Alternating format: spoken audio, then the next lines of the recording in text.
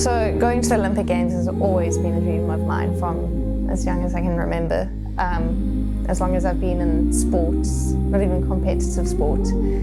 And now, recently going to the Commonwealth Games, I feel like I'm one step closer. Hopefully the dream becomes reality. My name is Hayley Preen and this is my untold story. I've always ridden bikes from a young age, going camping in Africa and Namibia. We would always take our bikes, and as young children we would ride around the campsites with my friends.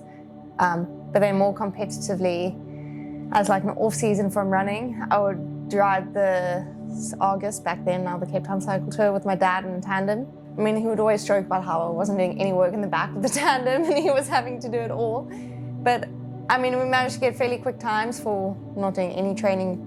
Yeah, and then my first Cape Town Cycle Tour I did on my own, I managed to win the under 14 or under 16 title. Had no idea, finished the race, went home and later got a call that day to say, can you come for prize giving tomorrow morning? Because I've won my age group. So I think then I realized that like, maybe I was fairly strong and I could take it a bit further than just the Cape Town Cycle Tour.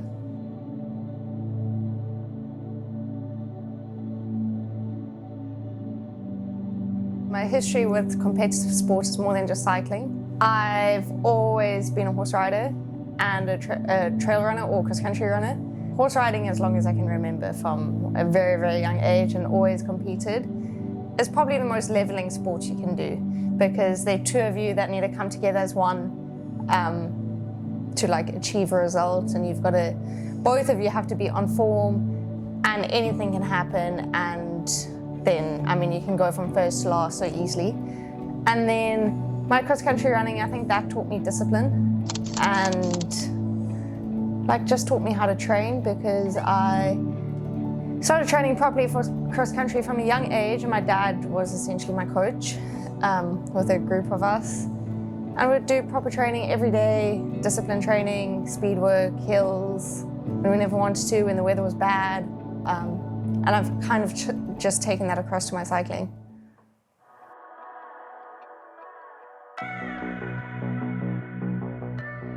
My cycling career, I would say, pretty much started in 2020.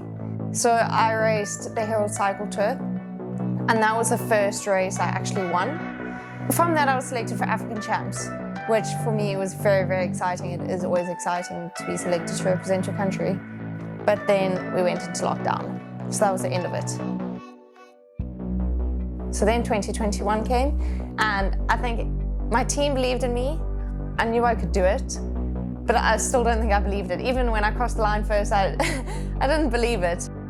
So just having the flag on my chest, it really was special, and riding around on home roads, and it just made me believe in myself a whole lot more.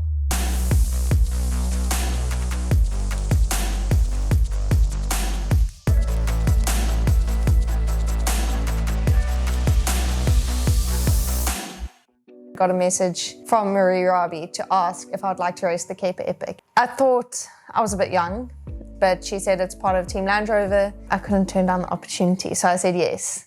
And the October race didn't go to plan. Managed like 2 or 3 successful days and then ended up in hospital. So this year we came back, new sponsor, Private Client Holdings, they came on board. It was amazing.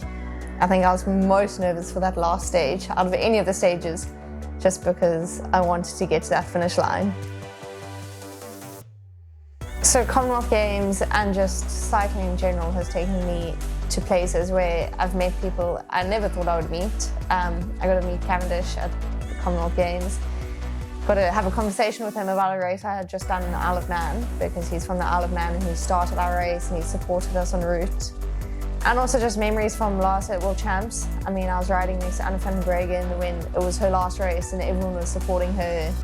Then even just watching the men's race the next day in Belgium, the atmosphere, everything about it in Belgium is crazy. And it's memories like that that I'll always remember.